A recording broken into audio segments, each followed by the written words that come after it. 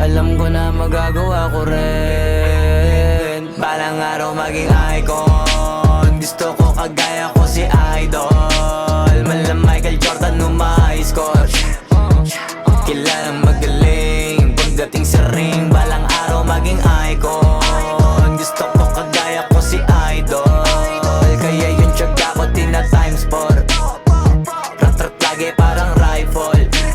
Wag na wag ka kakagat sa fake. Iwas ka sa foul. Wag kang makampante, ingat sa galaw. Wag puro atake, aralin dumepensa. Minsan din depende yan kung paano ka pumwersa. Minsan kailangan pabay ng pasensya.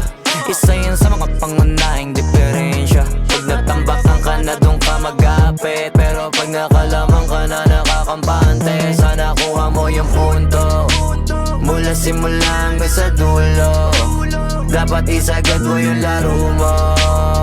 Dapat lagi nakatuto kada minuto. Balang araw maging icon. Gusto ko kagaya ko si Idol. Mala Michael Jordan nung high score.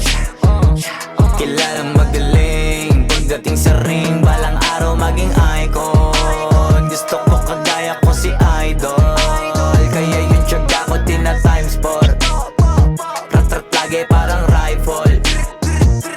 Kasama na sa laro, natural lang madapa, natural lang matalisod, natural mabutata.